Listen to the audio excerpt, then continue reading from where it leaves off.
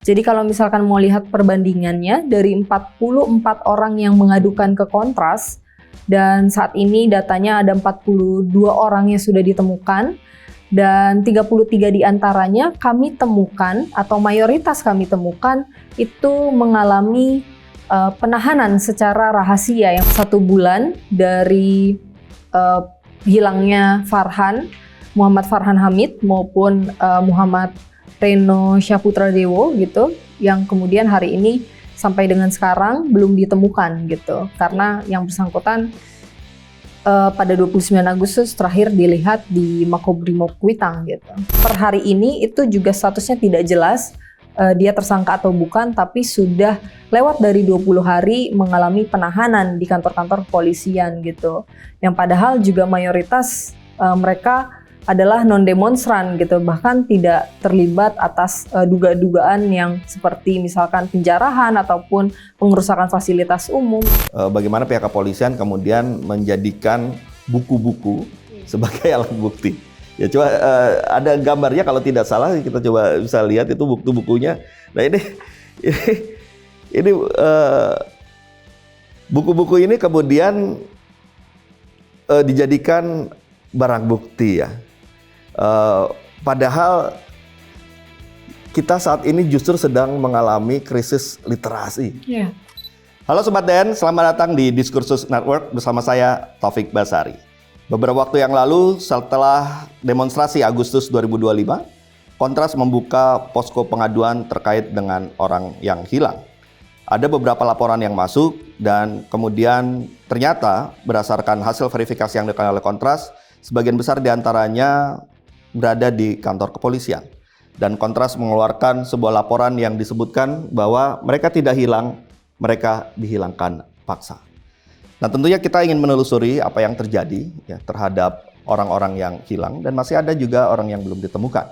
Oleh karena itu penting bagi kita untuk merespon ya, apa yang sebenarnya terjadi dan bagaimana yang harus kita lakukan terkait dengan peristiwa-peristiwa ini.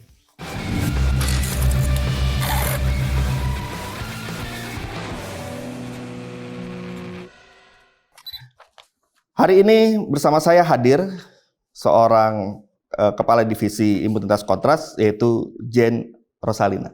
Selamat datang Jane. Iya Bang, terima kasih. Apa kabar? Baik. Ya, kita sedang membahas terkait dengan peristiwa yang terkini. Ya, ada beberapa orang yang hilang dan beberapa orang lainnya ternyata ditemukan di dalam proses hukum di pihak kepolisian. Tentunya ini menjadi pertanyaan, ya, mengapa kemudian proses hukum yang dijalankan oleh pihak kepolisian mengakibatkan adanya laporan-laporan orang merasa kehilangan anggota keluarganya, dan ini kan berarti proses hukum yang berjalan ini tidak sesuai dengan prosedur ya.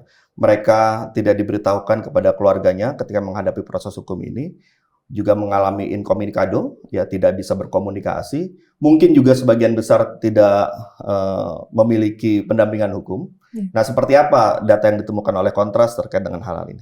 Ya memang kan dari tanggal 25 sampai 31 Agustus tahun 2025 kemarin kita sudah melihat ya bahwa terjadi gelombang aksi yang begitu masif di beberapa titik. Dan juga itu ditanggapi dengan adanya tindakan represif dari aparat kepolisian gitu, yang kemudian mengakibatkan banyaknya orang yang ditangkap, ditahan, bahkan mengalami represivitas itu sendiri gitu. Apalagi pasca adanya pidato Prabowo pada 31 Agustus tahun 2025 kemarin yang kemudian memerintahkan aparat kepolisian untuk menindak tegas masa aksi yang melangsungkan aksi dan diduga anarkisme gitu. Dan disitulah kami kemudian mendapatkan pengaduan masuk dari masyarakat sipil lewat sosial media, dari Twitter, Instagramnya Kontras, bahwa ada anggota mereka yang kemudian hilang selama kurun waktu 25 sampai dengan 31 Agustus dan tidak diketahui keberadaannya. Untuk itu Kontras kemudian membuka posko pengaduan orang hilang dari tanggal 1 September tahun 2025 sampai dengan 12 September gitu. Kemudian kami memang mendapatkan begitu banyaknya laporan yang masuk dari hotline yang kami buka, hotline posko pengaduan orang hilang, Dan itu ada 44 orang mengadukan bahwa anggota keluarganya, kemudian kerabatnya, rekannya itu hilang dalam periodisasi dari 25 sampai 31 Agustus gitu. Dan kemudian kami coba untuk mencari, telusuri laporan-laporan maupun pengaduan yang masuk ke Kontras, kami dalami kronologinya seperti apa, dan memang ditemukan ada yang non-demonstran dan ada juga yang memang demonstran mengikuti aksi dari tanggal 25 sampai dengan 31 Agustus. Dan kemudian dari tanggal tersebut itu ada laporan masuk 44 orang, dan setelah kami telusuri sampai dengan 12 September tahun 2025 kemarin, itu ditemukan terdapat 33 orang itu mengalami penangkapan dan penahanan hingga berada di kantor-kantor kepolisian gitu. Dan kemudian 8 lainnya itu mengalami hilang kontak dengan anggota keluarganya. Dan hilang kontak yang dimaksud, jadi kami dalam laporan tersebut membagi menjadi 2 klasifikasi ya. Ada yang mereka mengalami praktik penghilangan orang secara paksa dan ada yang mengalami hilang kontak. Dan untuk hilang kontak ini maksudnya adalah ketika seseorang tersebut mengalami misinformasi atau tidak berkomunikasi dengan pihak keluarganya, dikarenakan misalkan anggota keluarganya hilang itu karena hilang kabar, hilang kontak karena misalkan handphonenya hilang atau tidak mengabari pihak keluarga sedang berpergian kemana, dan akhirnya berhari-hari tidak dapat dikontak, dan ternyata setelah hari berikutnya ditemukan kabar bahwa yang bersangkutan handphonenya hilang ataupun pergi ke rumah temannya. Nah, yang paling memilukan tentunya yang praktik penghilangan orang secara paksa ini, karena kami menemukan ada 33 orang gitu mengalami praktik penghilangan orang secara paksa. Dan kalau kita misalkan merujuk ya pada ICPPID atau Konvensi Internasional Anti Penghilangan Orang Secara Paksa gitu, secara definisinya memang ditemukan 3 unsur bahwa ketika seseorang tersebut mengalami misalkan penahanan, kemudian adanya penangkapan, penculikan, dan bentuk perampasan kebebasan lainnya, itu disebut penghilangan orang secara paksa. Dan yang kedua, misalkan seseorang tersebut itu ditangkap, ditahan atau diculik gitu ya selama periode aksi 25 sampai 31 Agustus, itu ditahan oleh aktor negara gitu, seperti agen-agen negara atau seseorang yang mendapatkan perintah dari negara. Dan dalam hal ini kami menemukan ya 33 orang itu ditahan dan ditangkap oleh aparat kepolisian gitu, yang kemudian mengakibatkan unsur ketiga dalam konvensi ini terpenuhi, yaitu terkait dengan adanya penyangkalan informasi atau penyembunyian informasi maupun nasib dan situasi ataupun kondisi daripada korban yang mengalami praktik penghilangan orang secara paksa tersebut gitu, sehingga orang tersebut mengalami jauh dari perlindungan hukum gitu. Nah, otomatis dari ke-33 orang tersebut kami coba untuk telusuri kantor-kantor kepolisian, dan benar bahwa 33 orang tersebut itu mengalami praktik penghilangan orang secara paksa karena ditangkap dan ditahan tanpa adanya proses komunikasi ke pihak keluarga gitu maupun ke pendamping hukum. Itu ditahan kurang lebih 12 bahkan sampai 72 jam tanpa informasi ke dunia luar gitu, ataupun ke pihak keluarga ataupun pihak pendamping hukum gitu. Jadi pada akhirnya ya kami menemukan angka 33 orang itu berada di kantor-kantor kepolisian dan mayoritas berada di Polda Metro Jaya sejumlah 18 orang gitu.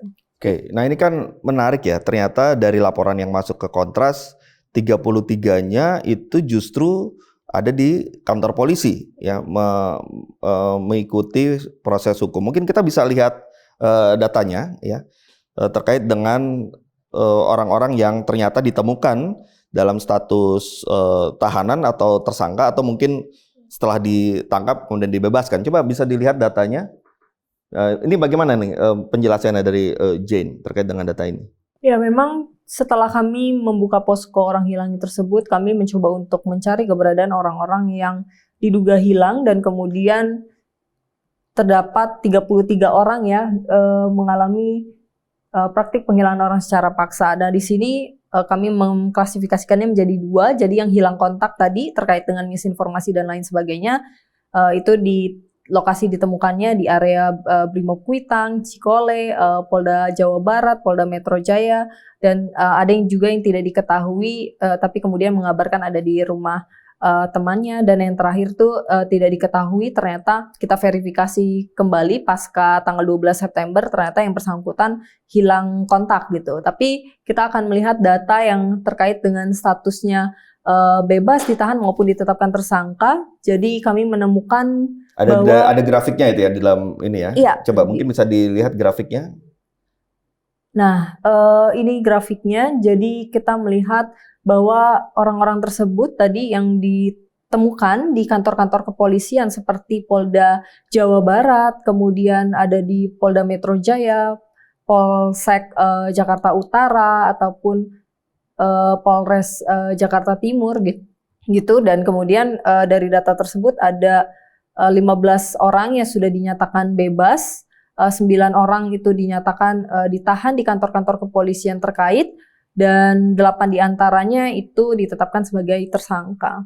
Ya, ada orang yang mengkritisi ya istilah antara hilang dengan dihilangkan paksa, yang kemudian beberapa diantaranya mereka menyatakan bahwa ini terlalu berlebih-lebihan ya, berangkat dari ternyata ada orang yang dilaporkan hilang tapi ternyata ditemukan bukan terkait dengan peristiwa ini misalnya. Dan itu kemudian dilihat, oh ini kan berbahaya karena orang sudah heboh duluan, ada orang yang hilang padahal ada juga yang seperti ini. Tapi kan kalau kita lihat dari data ini ternyata kalau saja misalnya Kontras tidak membuka aduan, tentu kita tidak bisa tahu nih ada data ini, kan begitu. Nah, bagaimana Jane bisa menjelaskan terkait dengan kritik beberapa pihak sehubungan dengan hal ini? Ya, memang kita melihat ya bahwa ada berbagai macam narasi di publik gitu yang semacam mendelegitimasi kerja-kerja Kontras maupun laporan yang Kontras publikasikan di tanggal 12 September tahun 2025 kemarin terkait dengan laporan bahwa mereka tidak hilang, tapi mereka dihilangkan paksa.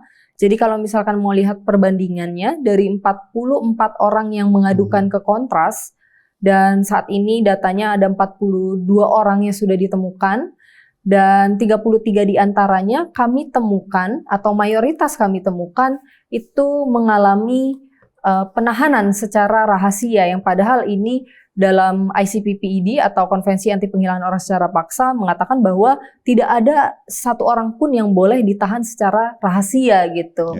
Sehingga kemudian mengalami yang namanya penghilangan orang secara paksa, dan kemudian ditemukan di kantor-kantor kepolisian tanpa adanya komunikasi ke pihak keluarga, atau disebut sebagai penahanan tanpa komunikasi atau incommunicado detention gitu.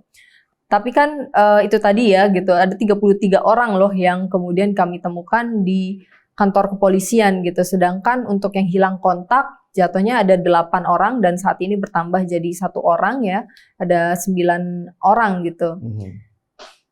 Kalau yang masih perbandingannya jauh gitu kan. Iya. Dan per hari ini juga kita tahu ini udah 29 September ya, otomatis ini sudah 1 bulan dari hilangnya Muhammad Farhan Hamid maupun Muhammad Reno Syaputra Dewo gitu, yang kemudian hari ini sampai dengan sekarang belum ditemukan gitu, karena yang bersangkutan pada 29 Agustus terakhir dilihat di Makobrimob Kuitang gitu. Ya, jadi sampai hari ini pun juga masih ada 2 orang yang masih hilang, kita belum tahu bagaimana kondisinya, dan apapun bisa terjadi. Kita tidak bisa kemudian mengesampingkan begitu saja berbagai kemungkinan yang ada. Nah, oleh karena itulah maka baik itu Farhan Hamid maupun Reno Syaputra penting bagi kita untuk kita terus pantau ya, kita pastikan bahwa kedua orang ini bisa ditemukan. Iya, betul. Nah, kalau terkait dengan orang-orang yang ternyata tadi incommunicado ya, ditangkap tapi kemudian tidak ada pemberitahuan kepada pihak keluarganya, akhirnya pihak keluarganya kemudian melaporkan kehilangan anggota keluarganya. Ini kan patut kita kritisi, ya lantas bagaimana prosedur penangkapan yang selama ini dilakukan oleh pihak kepolisian. Betul. Ya. Termasuk juga mungkin diantaranya, apakah Kontras mungkin juga punya datanya, sebagian besar apakah didampingi oleh pendamping hukum atau tidak. Nah itu seperti apa gambaran terhadap 33 orang yang ditangkap ini? Ya, dari 33 orang yang kemudian ditemukan di kantor-kantor kepolisian, tentu kita mengetahui bahwa yang bersangkutan itu mengalami penahanan secara diam-diam gitu ya, secara rahasia, sehingga pihak keluarga maupun pendamping hukum itu tidak mengetahui gitu bahwa yang bersangkutan berada di dalam penguasaan atau otoritas kepolisian gitu. Nah, dari 33 itu yang coba kami telusuri ke kantor-kantor kepolisian, memang pada saat kami mencoba untuk menelusuri kantor-kantor kepolisian, dari 33 orang tersebut, ada yang saat kami datangi, tahu-tahu statusnya sudah ditersangkakan gitu, tanpa adanya pendampingan hukum, tanpa ada pendamping hukum saat proses pemeriksaan. Dan kemudian juga pihak keluarga saat mengunjungi, dan baru tahu bahwa anaknya itu sudah ditersangkakan gitu. Kemudian ada juga yang sampai hari ini, per hari ini itu juga statusnya tidak jelas, dia tersangka atau bukan, tapi sudah lewat dari 20 hari mengalami penahanan di kantor-kantor kepolisian gitu. Yang padahal juga mayoritas mereka adalah non-demonstran gitu, bahkan tidak terlibat atas dugaan-dugaan yang seperti misalkan penjarahan ataupun pengerusakan fasilitas umum. Itu banyak kesaksian dari pihak keluarga maupun dari korban-korban yang mengalami penangkapan itu, mereka tidak mengalami atau tidak melakukan praktik penjarahan ataupun tindakan ya anarkisme ataupun tindakan pengerusakan fasilitas umum seperti yang disangkakan atau dituduh oleh aparat kepolisian gitu. Ya, kita memang cukup prihatin ya dengan pola penanganan pihak kepolisian ya terkait dengan aksi-aksi demonstrasi. Beberapa waktu yang lalu sebelum Agustus 2025 yang lalu, saya juga pernah memberikan dukungan ya kepada mahasiswa saya, Choi Yonggi namanya, ketika aksi May Day yang ya bersama teman-temannya itu turun ke sana sebagai tim medis, lengkap dengan atribut medisnya, ada helmnya, ada cross-nya, dan sebagainya, sehingga sangat mudah teridentifikasi sebagai tim medis.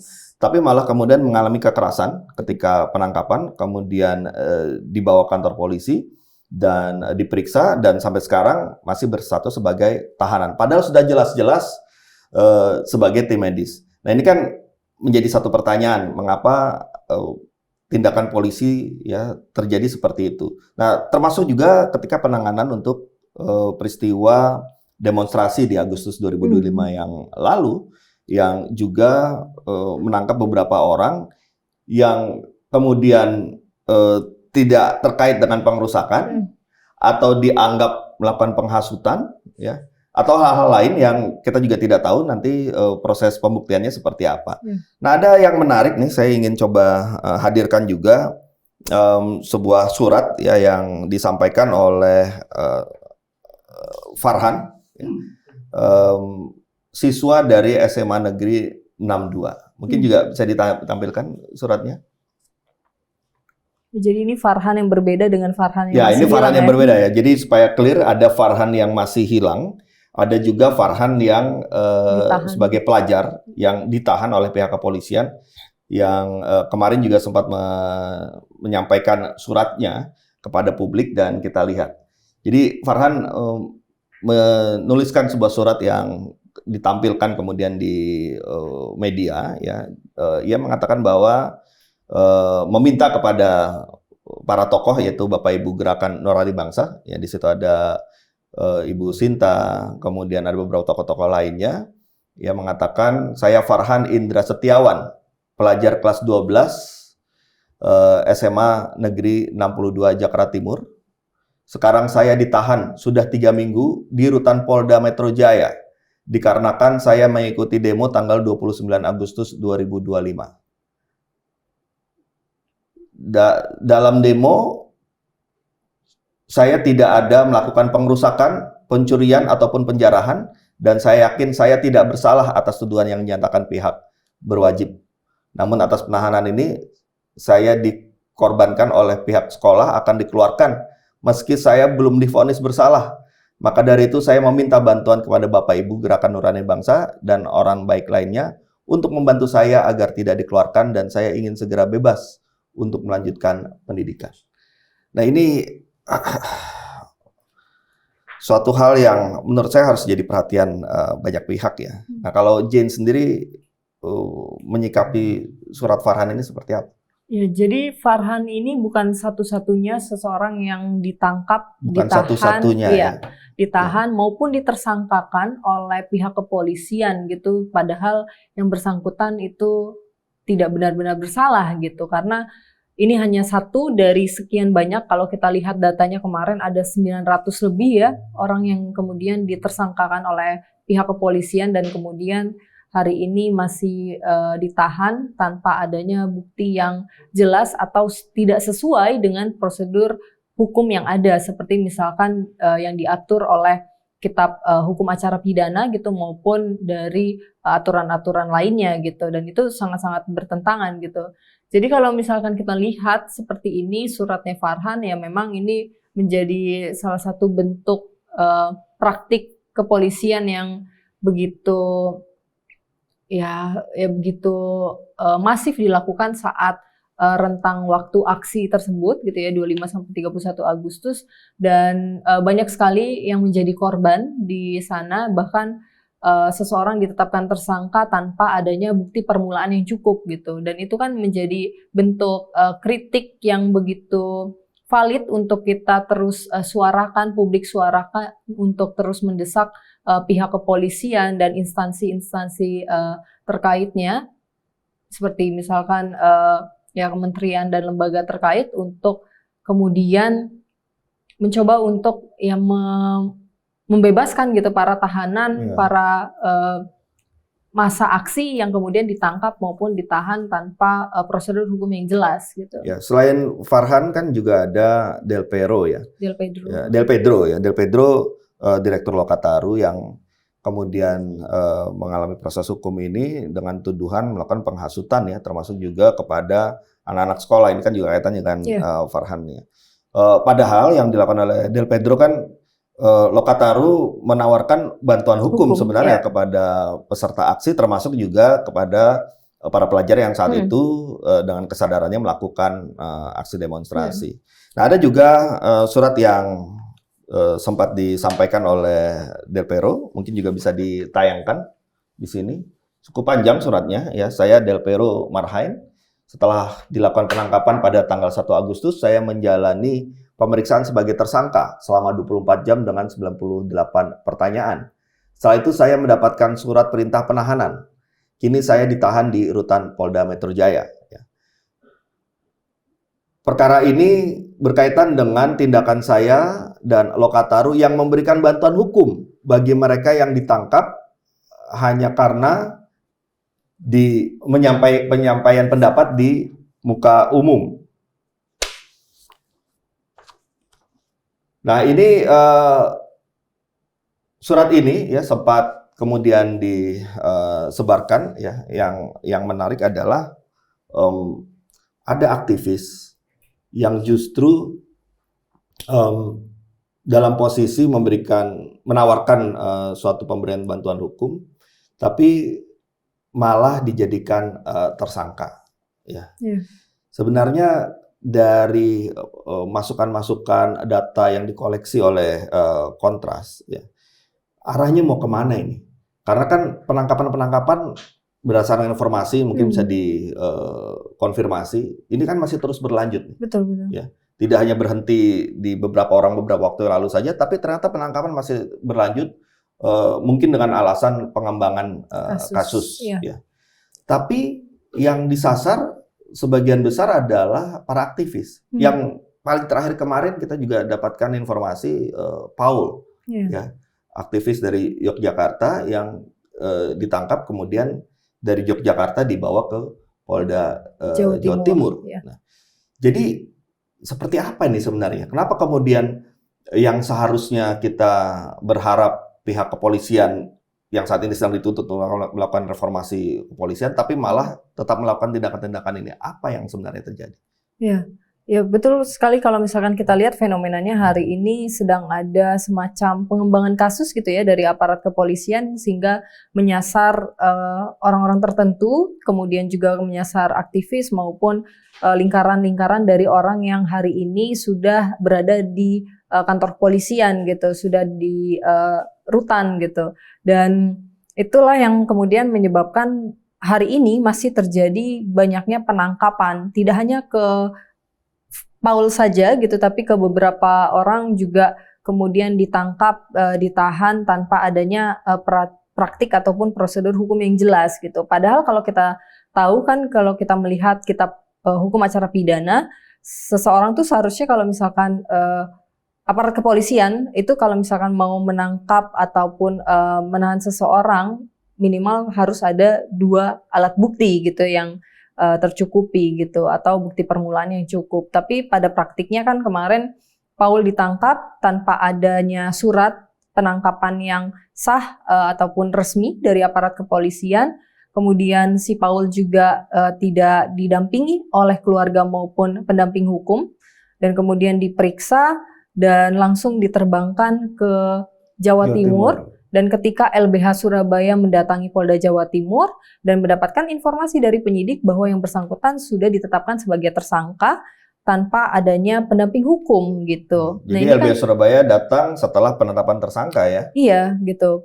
Dan itu kan sudah nampak jelas bahwa ada prosedur hukum yang dilangkahi gitu, tidak sesuai dengan proses hukum acara pidana yang seharusnya gitu. Apalagi bicara soal prinsip HAM maupun demokrasi gitu ya, itu tidak diatur secara resmi gitu, maksudnya tidak diikuti prosedurnya oleh aparat kepolisian dan justru malah melakukan praktik-praktik penangkapan maupun penahanan secara sewenang-wenang tersebut gitu. Ya, praktik-praktik ini kan seharusnya menjadi bahan evaluasi, termasuk ketika sekarang ada dorongan untuk melakukan reformasi Polri. Salah satu yang juga sempat ramai dan heboh ya, yang saya juga sangat miris melihatnya, contohnya bagaimana pihak kepolisian kemudian menjadikan buku-buku sebagai alat bukti. Ya coba ada gambarnya kalau tidak salah kita coba bisa lihat itu buku-bukunya. Nah ini buku-buku ini kemudian dijadikan barang bukti ya. Padahal kita saat ini justru sedang mengalami krisis literasi. Jadi justru menjadi pertanyaan apa yang berbahaya dari buku. Ya. Seorang kawan saya, seorang dosen pidana dari UGM, sempat membuat suatu video yang dia menyampaikan begini, buku itu ya hanya bisa dijadikan barang bukti, alat bukti, kalau kemudian digunakan misalnya untuk memukul orang bukunya, gitu kan, atau untuk menimpuk orang, atau untuk menjadi bahan untuk supaya membakar sesuatu. Gitu. Tapi kan isinya kemudian apa yang harus jadi masalah kemudian sehingga dijadikan barang bukti. Nah ini menurut saya juga harus menjadi bagian yang harus kita kritisi. Ya. Cara-cara yang seperti ini tentu kita menginginkan agar pihak kepolisian kita itu melakukan kerjanya secara profesional, ya, dan segala kritikan-kritikan seperti no viral, no justice, kemudian tindakan profesionalisme lainnya seperti tadi harus melakukan setiap proses hukum itu sesuai dengan KUHP, itu kan harus jadi bahan. Nah, saat ini Presiden dan pihak kepolisian itu sedang membentuk tim. Ya, Presiden membentuk komite reformasi Polri yang diisi oleh beberapa orang, termasuk dari pihak eksternal kepolisian. Sementara pihak kepolisian juga membentuk tim reformasi yang isinya internal semuanya. Ya. Nah, menurut Jane, berdasarkan pengalaman dan data yang dimiliki oleh Kontras, kira-kira hal-hal apa saja yang menurut Jane harus dilakukan oleh tim ini? Harapannya seperti apa, dan ya mungkin masukan atau kritikannya seperti apa terhadap tim reformasi ini? Ya, jadi bicara soal tim reformasi ya itu tidak hanya sebatas pembentukan tim saja gitu, melainkan Ya hari ini desakan dari publik melihat banyaknya represivitas aparat gitu ya dari kepolisian, itu kan tidak hanya represivitas fisik gitu, ada penahanan, ada penangkapan sewenang-wenang, ada praktik penyiksaan, bahkan terakhir ada praktik penghilangan orang secara paksa, dan kemudian berkembang menjadi represi afektif gitu yang kemudian akhirnya memenjarakan pemikiran seseorang gitu lewat tadi buku-buku ataupun bayang-bayang ketakutan era Orde Baru ya, di mana beberapa buku-buku itu dilarang gitu, dan kemudian hari ini terjadi lagi, dan ketakutan masyarakat untuk kemudian untuk lebih kritis, untuk lebih progresif gitu ya, dalam artian membaca buku-buku yang memang dapat menunjang intelektualitasnya gitu, tapi kemudian menjadi bukti hari ini itu kan menimbulkan ketakutan dan teror juga di tengah masyarakat gitu. Nah seharusnya ya inilah yang menjadi PR dari aparat kepolisian untuk kemudian berbenah gitu, berbenah dalam artian tidak hanya mereformasi institusinya saja, tapi ya secara menyeluruh gitu di dalam institusinya, seperti ya sistemnya, kemudian prosedur hukumnya, kultur kekerasannya, dan lain sebagainya itu juga harus direformasi gitu, karena kita melihat pasca adanya mandat dari reformasi, pemisahan TNI dan Polri, juga adanya peranan TNI dan Polri yang kemudian dipisahkan menjadi fungsi pertahanan dan fungsi keamanan, itu seharusnya sudah mengalami reformasi institusi pasca Orde Baru gitu kan, tapi nyatanya praktik impunitas masih dijalankan. Gak banyak dari pihak kepolisian yang melakukan kekerasan, yang melakukan tindakan penahanan, penangkapan, ataupun praktik penyiksaan dan tindakan represivitas lainnya itu mengalami penghukuman gitu.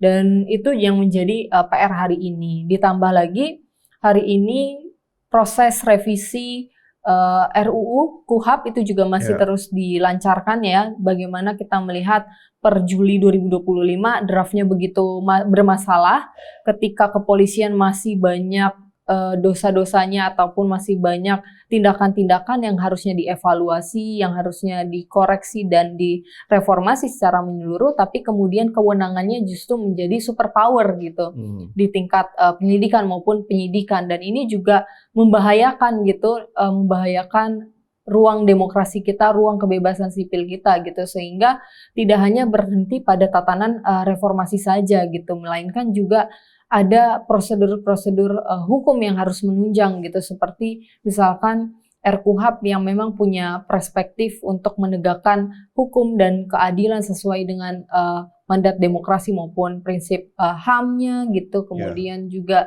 bicara soal adanya pengesahan opsional protokol dari konvensi anti penyiksaan itu juga perlu untuk dilakukan, maupun adanya pengesahan dari RUU perlindungan semua orang dari praktik penghilangan orang secara paksa atau ratifikasi konvensi ICPPD itu perlu dilakukan gitu.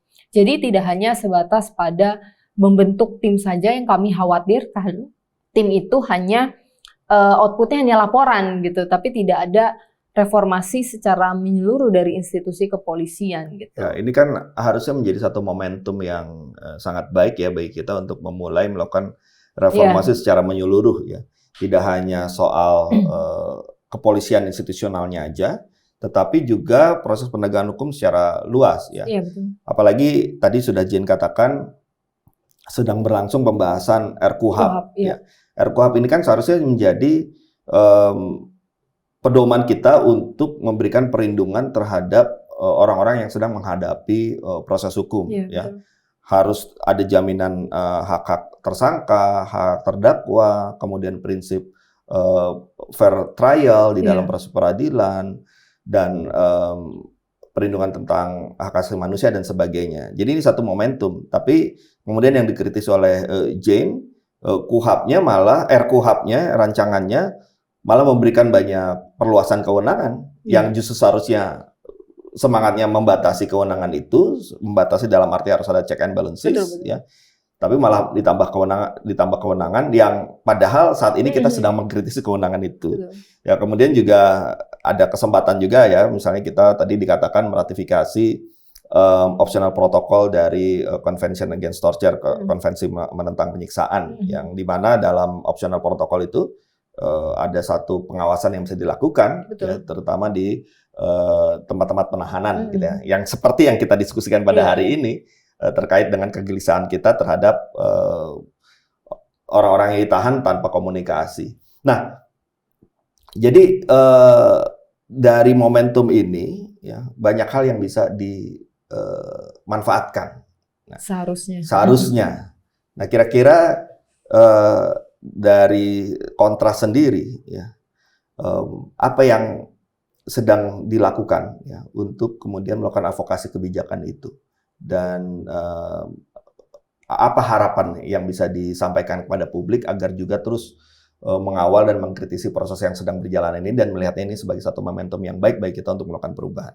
Iya, memang hari ini semua berjalan begitu paralel ya. Kayak misalkan tadi hari ini kita melihat sendiri fenomena bahwa banyaknya praktik represivitas dari aparat, kemudian diiringi juga dengan banyaknya ancaman-ancaman kebijakan yang tidak pro terhadap rakyat, malah kemudian membatasi ruang-ruang sipil, itu juga mengkhawatirkan gitu. Jadi memang hari ini kita mengalami banyak tantangan dari negara sendiri, yang seharusnya negara berperan kemudian untuk hadir di tengah masyarakat menjadi pelindung gitu ya, tapi malah kemudian menjadi tanda kutip orang yang ataupun suatu badan yang kita lawan hari ini gitu, karena banyak kebijakan-kebijakan yang kemudian tidak sejalan gitu.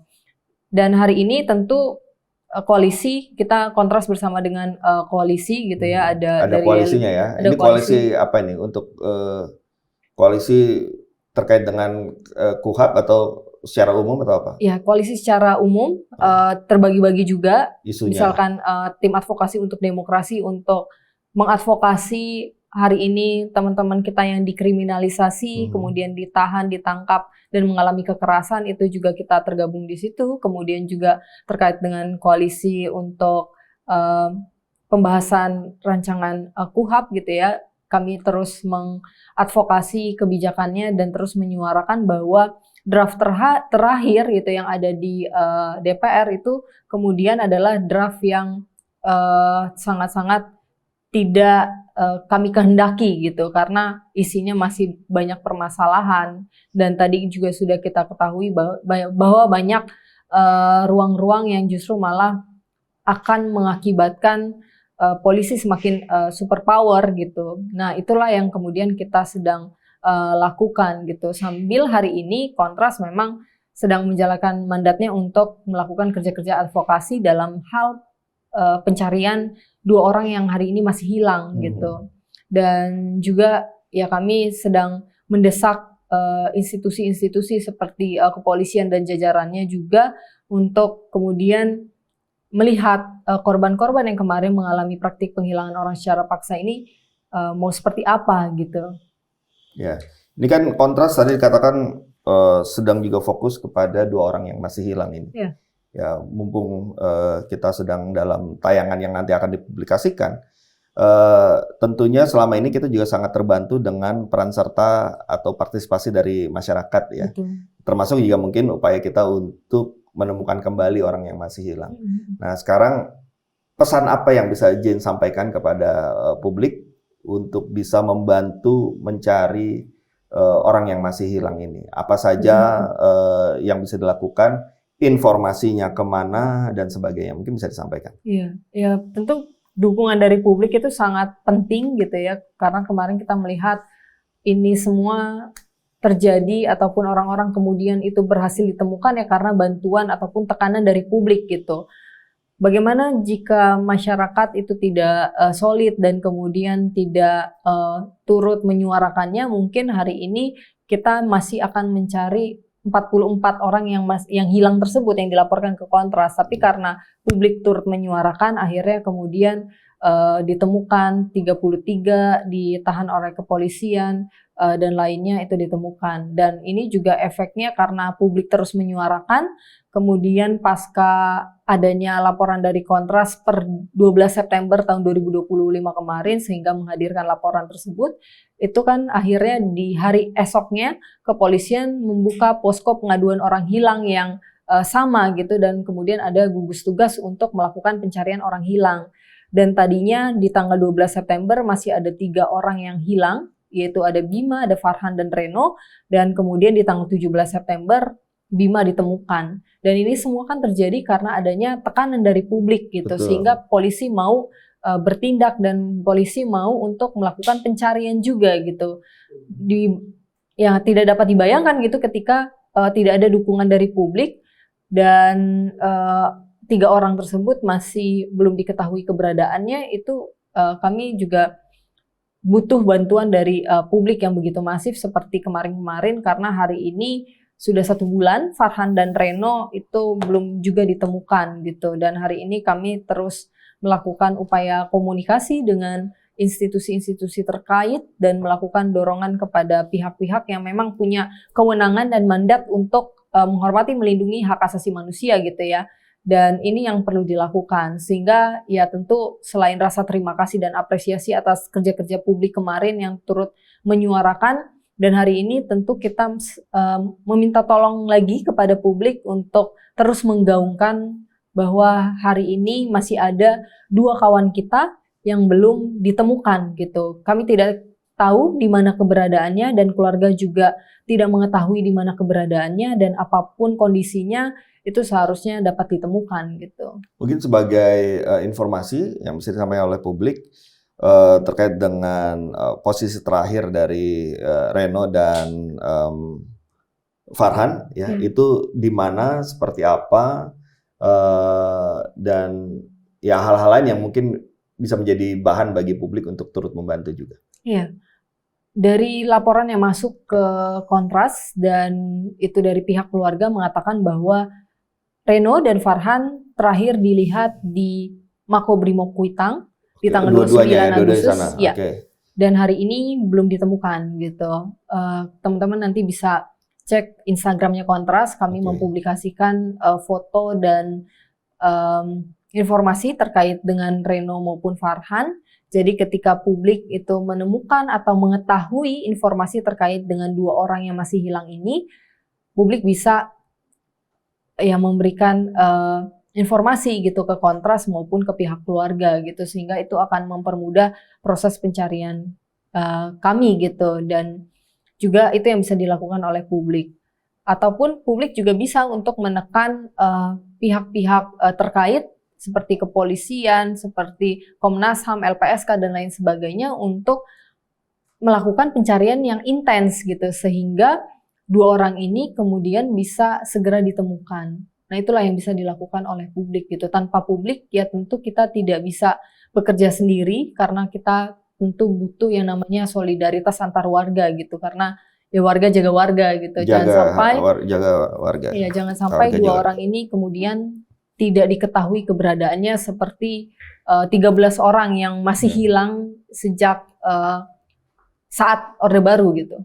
Jadi pemirsa, seperti yang dikatakan oleh Jen Rosalina dari Kontras, ya publik ini bisa membantu juga upaya kita untuk menemukan Muhammad Farhan Hamid dan Reno Saputra yang saat ini masih hilang. Yang kita sama sekali memang tidak tahu seperti apa keadaan terkininya.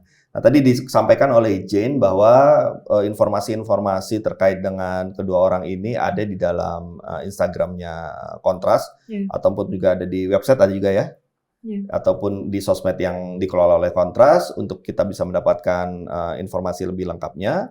Dan keberadaan terakhirnya saat itu ada di sekitar Kuitang.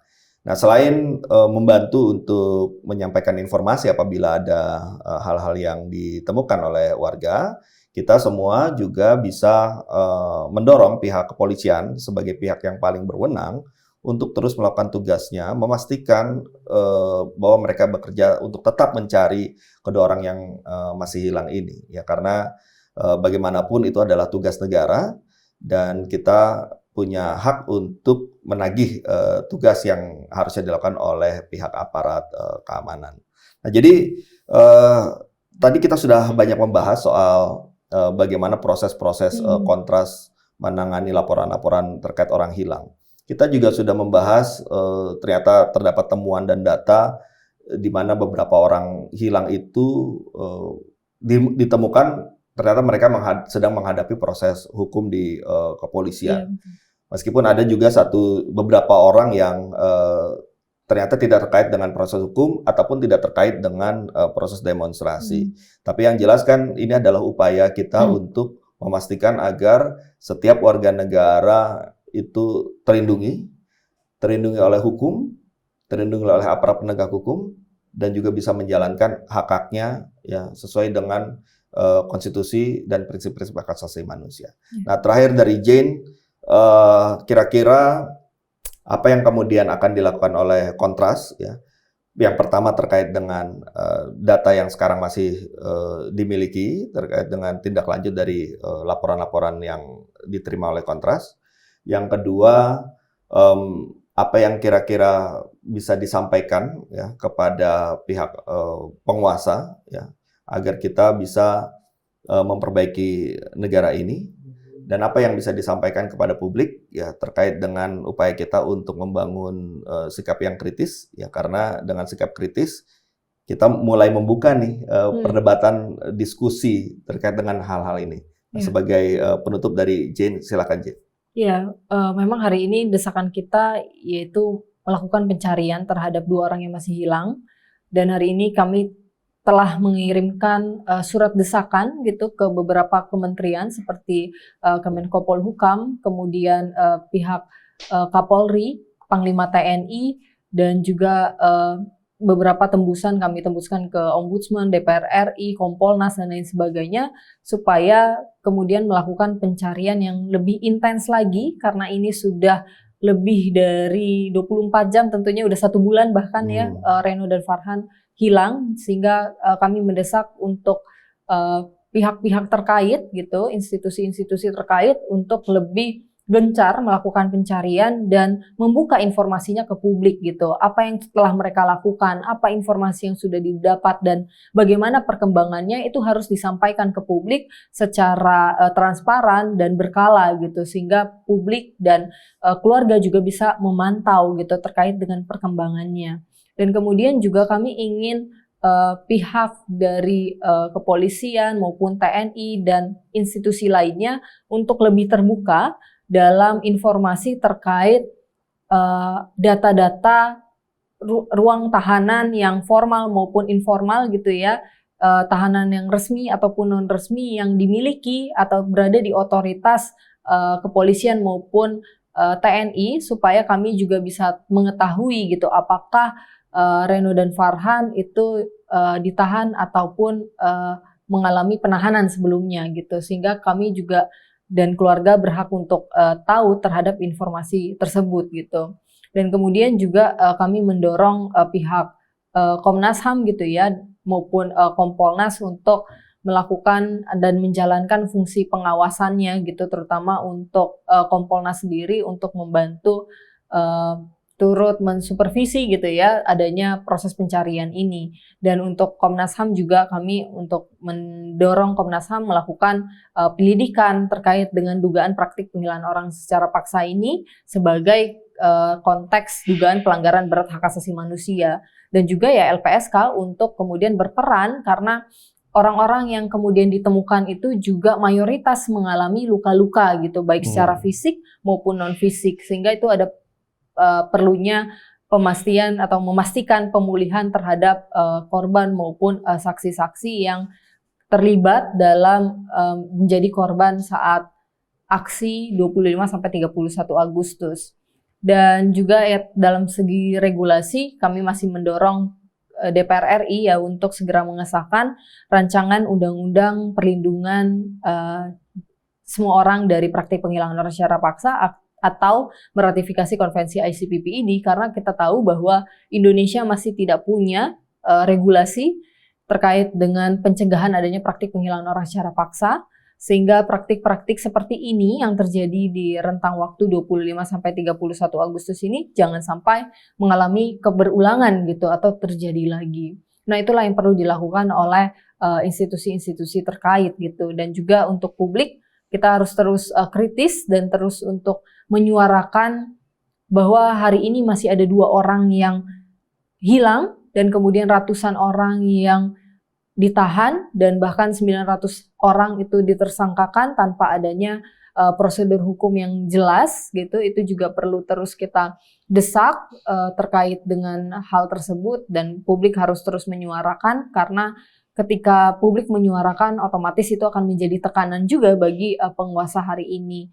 Dan juga kami berharap kita terus bisa untuk menjaga diri dan lingkungan kita secara mandiri, karena hari ini kita krisis kepercayaan gitu ya terhadap negara, karena negara telah berperan untuk merepresi hak-hak masyarakat sipil, sehingga kita perlu terus bersolidaritas antara sesama masyarakat sipil. Jangan sampai kita ataupun lingkaran kita itu mengalami praktik serupa gitu, mengalami kekerasan, mengalami penghilangan secara paksa ataupun ditahan secara sewenang-wenang seperti itu.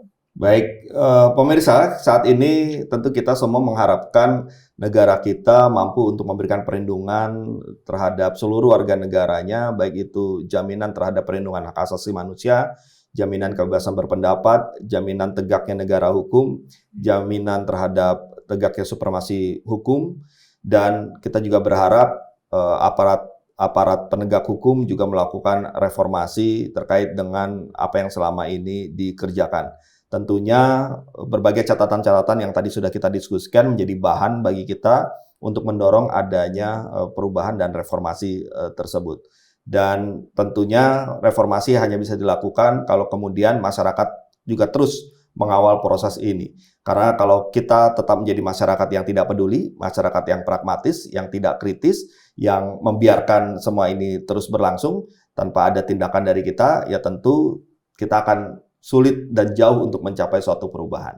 Mudah-mudahan dengan diskusi kita bisa menjadi bahan bagi kita untuk melakukan refleksi bahwa saat ini negara sedang tidak baik-baik saja dan kita ingin adanya perubahan untuk kebaikan di masa mendatang.